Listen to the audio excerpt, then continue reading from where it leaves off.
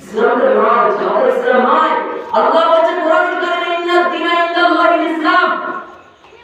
ইসলামটা আমার কাছে মনোনীত ধর্ম। এই পায়টা কে দিল? আজকে আল্লাহ দিয়েছে। আল্লাহর কাছে কেউ প্রশ্ন করবে, দেখি আল্লাহর কাছে প্রশ্ন করতে পারে, সবাই ভয় করে যে আল্লাহর কাছে আল্লাহ যা করে ভালো, আল্লাহ উত্তম পরিকল্পনা করে, ঠিক কি না? আল্লাহ যা করে ভালো চলে মাথা।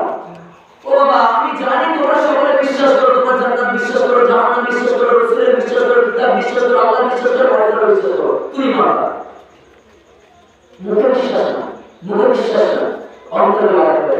আল্লাহ আল্লাহর কসম করে বলি, যেদিন তোমার কবরে রাখা হবে, যেদিন তোমার কবরে রাখা হবে, সেই দিন তুমি বুঝে যাবে জানেন না কেন এত চাচাতো, কেন এত করতো, আমার রাসূল কেন তাইফের ময়দানে গিয়ে নিজের রক্ত জড়িয়েছিল, আমার রাসূল কেন উহুদের ময়দানে গিয়ে নিজের রক্ত জড়িয়েছিল। আজকে বুঝবে না আমার রাসূল এখন আমাদের ভালোবাসে, আজও কাঁদছে ইয়া আহলি উম্মতি, ইয়া আহলি উম্মতি করে এখনো কান্না করছে। আমরা মুসলিম ঘুমিয়ে আছি। কেন ঘুমিয়ে আছি? তুমি কার উত্তর শুনতে জানো? তোমার পূর্বপুরুষের ঠিকানা তুমি ভুলে গেছো? তোমার পূর্বপুরুষের কিরকম ছিল তুমি ভুলে গেছো? তোমার পূর্বপুরুষের হযরত ওমর রাদিয়াল্লাহু তাআলা, আরে শয়তান যে তোমার সে রাস্তায়। তোমার পূর্বপুরুষের আবু বকর সিদ্দিক রাদিয়াল্লাহু তাআলা, তোমার পূর্বপুরুষের আলী রাদিয়াল্লাহু তাআলা কেমন ছিলেন? আল্লাহর পরশিল বলা হয়। আমরা কেন ভুলবো? আমরা ইসলাম ধর্মে এসেছি, অন্য কোনো ধর্মে যাইনি। আল্লাহ কোরআন কারীমে একটা আয়াত বলছে, ইয়া আইয়ুহাল্লাযীনা আমানু তাকুল্লাহা ওয়া রাসূলাহু তাকুলু আমানাতুকুম ওয়া আনতুম তা'লামুন। আমি আল্লাহ আর আমার রাসূলের আমানত খেয়ানত করো না। সূরা আন-নাহলের 28 নম্বর আয়াতে আল্লাহ বলছে যে আমি আল্লাহ আর আমার রাসূলের আমানত খেয়ানত করো না। তোমরা কেন আমানত খেয়ানত করছো? তোমরা শুধু মনে করছো কি শুধু মানুষের কাছে আমানত দিলাম, শুধু এটাই আমানত?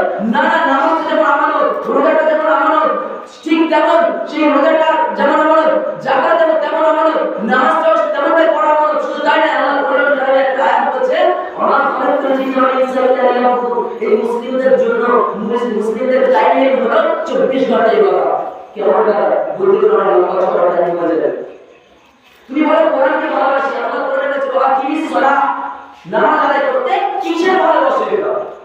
কোরআনের উপর আমল দিলে তুমি রাস্তাঘাটে বের হয়ে যাও। এ যাই না বেরোলে, যাই না বেরোলে। কোরআনের উপর একবার যদি আমল করে, একবার যদি গালাগালি করে, সেই মানুষটার সামনে থেকে মনে হয় জিহ্বা ছেড়ে দেবে। ভালো জিনিস, এটা একটা মাত্র। আরে ভাই, যদি এটা করলে হবে না? আমাদের কেমন নাম্বার হতে হবে যে আমাদের থেকে আপনারা ভয় করবে? কেমন ভয়? আমাদের থেকে ভয় করবে যে আমরা মেনে এরকম ব্যাপার না। আমাদের শাসন চলবে, আমাদের রাষ্ট্র চলবে, আমরা সব কিছু চলবে এই ইসলামের উপরে দিকে। তো আমি একটা কথা বলি আপনাদের কাছে, আমরা যারা নামাজ পড়ি না, ইনশাআল্লাহ দেখতে পাবো অনেকে নামাজ পড়ি না, ইনশাআল্লাহ আমরা সকলে নামাজ পড়ব। নামাজ অবশ্যই খারাপ কাজ থেকে দূরে রাখবে, 5 ওয়াক্ত নামাজ পড়ি ইনশাআল্লাহ। একটা জিনিস ভেবে দেখো বাবা, তুমি আজকে কবরের ভয় করো না, তুমি কবরে যাবে বিশ্বাস করো, ঠিক কি না? কবরে কে যাবে না বাবা? আল্লাহ কোরআনে বলেছেন কি, কুল্লু নাফসিন যায়িকাতুল মাউত, মৃত্যুর স্বাদ সকলকে গ্রহণ করতে হবে, ঠিক কি না? আল্লাহর কসম করে বলি, এইটুকু হলে মারা যেত।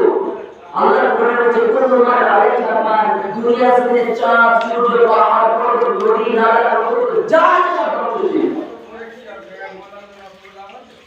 কথা বুঝলে? শুধু মানুষ মনে তাই না, দুনিয়ার জমিনে যা আছে সব ধ্বংসশীল হয়ে যাবে। আল্লাহ পাকের বান্দা, তুমি বাঁচবে না। হ্যাঁ, তুমি ভয় করো। তুমি যদি আল্লাহর কাছে বলতে পারো কিয়ামতের ময়দানে, আল্লাহ তুমি বললে কি আমাকে জাহান্নামে যাওয়া লাগবে নাকি আল্লাহ?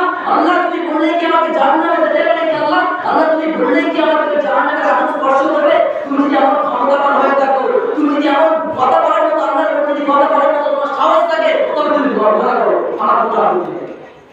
তুমি যদি মনে করো আল্লাহর উপর কথা বলা, তুমি বললে আমি জাহান্নামে যাব না, তবে তুমি ভয় করো। আল্লাহর উপর যদি কথা বলতে পারো, কোনো সমস্যা নেই। আল্লাহর উপর কোনো সমস্যা নেই, তুমি ভয় করো। ফেরাউন বলেছিল আল্লাহ রাব্বুল আলামিন, ভুলে গেছো নাকি আমি বড় কথা? তারা করে কি অবস্থা হচ্ছে, কি হচ্ছে? শুধু তাই নয়, কথা এতটুকু নয়, তুমি কবরের আযাবকে ভয় করো।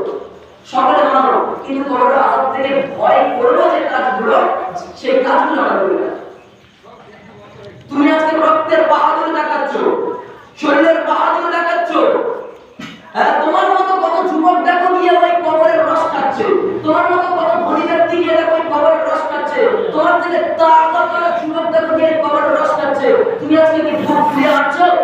ও আমার ভাইরা শোনো শোনো, একটা কথা শোনো, তোমাদের কাছে স্পষ্ট বলতে চাই, তোমাদের মর্যাদা আমরা কত বানিয়েছে জানো? ইমান বসে এবার একটা সিজদারে আমার আরশ করে দিয়েছে, সুবহানাল্লাহ বলে একটা সিজদারে তোমাদের সিজদায় আমার আরশ চলমান করবে। তোমরা তার বড় বড় তোমাদের কত ফ্যাসিলিটি দিয়েছে, তুমি মোটে তোমার সুন্দরভাবে গোসল দেওয়া হবে, তোমার সুন্দরভাবে কাপড় ধোয়া হবে, তোমার সুন্দরভাবে রাস্তায় চলা রাখা হবে, তার রাস্তাতে ঠিকভাবে সুন্দরভাবে তোমাকে দাফন করা হবে। তুমি কি অন্য ধরে যেতে দেখো হিন্দু ভাইরা ধর্ম ছেড়ে যাবে করে বলি, দেখো তারা যখন মরে যায় তাদেরকে আগুনে পোড়া কত কষ্ট লাগে, দেখিয়ে দেবে তার কাছে শিখবে ওকে। তুমি তো সেভাবে নয়, তোমাকে আল্লাহ না চাইলে তোমাকে ইসলাম দান করেছে, তোমাকে না চাইলে সে আগুন থেকে দুনিয়ার জমিন থেকে হেফাজত করেছে। তুমি ভাই কেউ বোঝো না, তুমি বুঝতে পারবে, তুমি বুঝবে